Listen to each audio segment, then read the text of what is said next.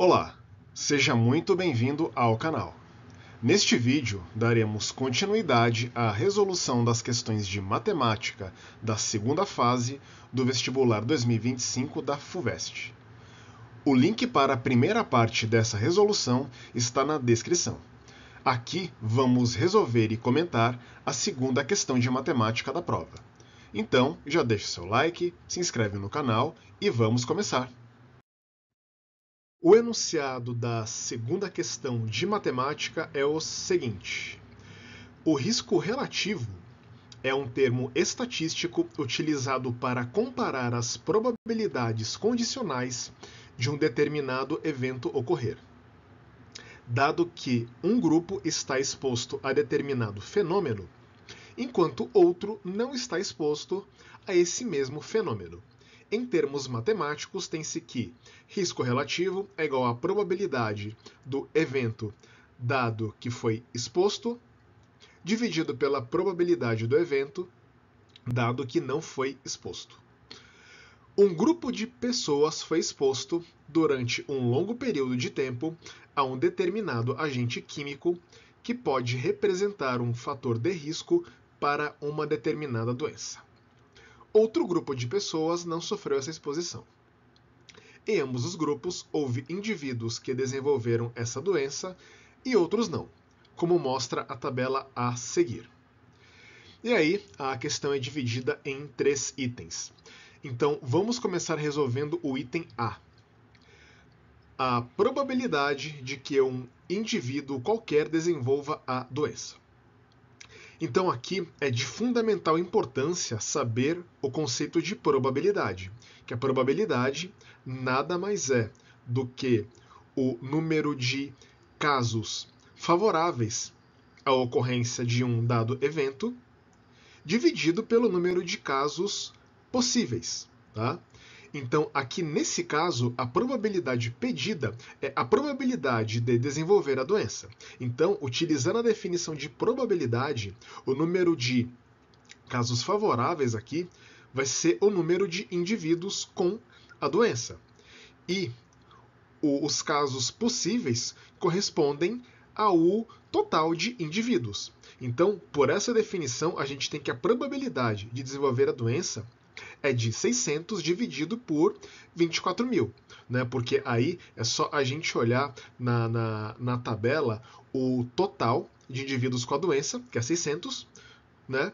E depois o denominador, que é o total de casos, a gente simplesmente olha para o total da tabela, que é 24 mil. Então, fazemos 600 dividido por 24 mil, simplificando, a gente vai ter 1 sobre 40. Tá? Então, isso responde o item A.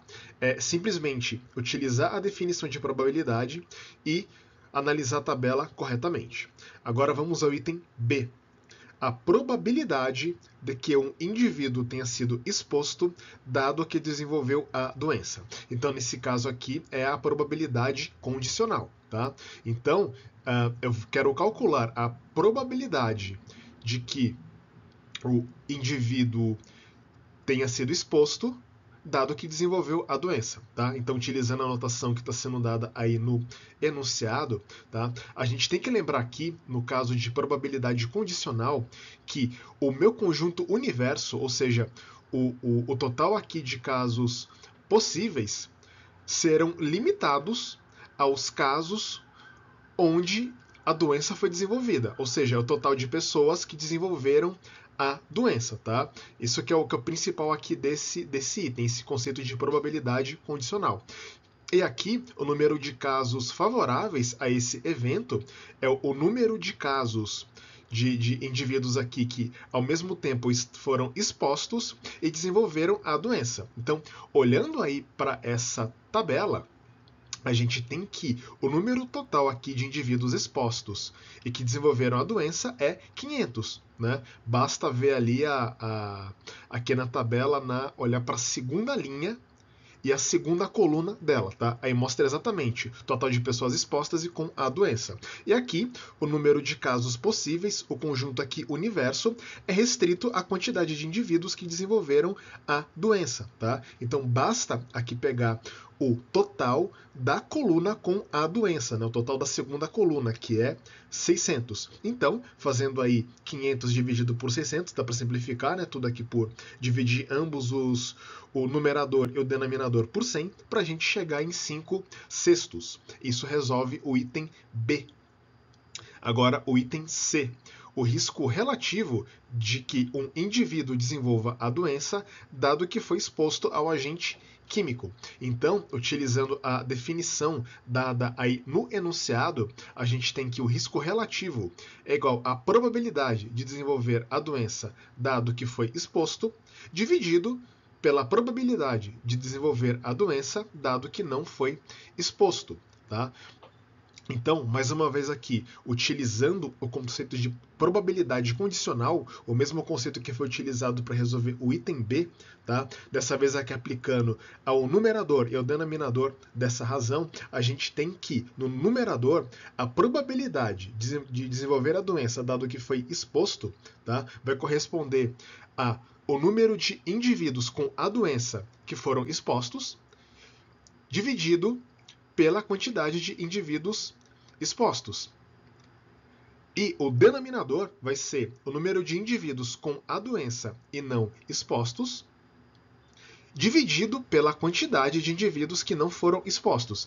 Então, olhando aí a tabela e fazendo as devidas substituições, a gente vai ter o que está aparecendo aí na tela, né? Então, por exemplo, aqui, começando aqui no numerador, o número de indivíduos com a doença que foram expostos é 500, né? A gente até já utilizou essa informação no item B. É só observar a segunda linha e a segunda coluna da tabela, né? Que corresponde aqui a pessoas expostas e com a doença. E aí, ao denominador é a quantidade de pessoas expostas, que aí é só a gente observar o total da primeira linha. Tá? Já aqui olhando para o denominador, a quantidade de pessoas, de indivíduos com a doença que não foram expostos é 100. Tá? Basta a gente aí analisar a coluna com a doença, né, que é a segunda coluna, e observar aí a terceira linha, né, dessa tabela, que a gente vai encontrar a quantidade de pessoas não expostas com a doença, que é 100. E a quantidade de indivíduos, de pessoas que não foram expostas, é 23.200. Né? É só observar o total da terceira linha da tabela, o total de pessoas não expostas. Então, fazendo aí as contas direitinho, isso aqui dá número redondo, tá? É uma conta fácil de fazer, a gente chega em 145. Isso resolve aqui o item C. Então, eu achei aqui uma questão de nível médio, tá? Tinha que conhecer o conceito de probabilidade muito bem e interpretar corretamente o enunciado e os dados da tabela, tá? Uma questão que eu considerei de nível médio. E com isso, concluímos a resolução dessa questão. Em caso de dúvidas, sugestões ou críticas, fique à vontade para utilizar a seção dos comentários. Se você gostou, eu vou pedir o seu like e a sua inscrição no canal. Muito obrigado por assistir e até o próximo vídeo. Valeu!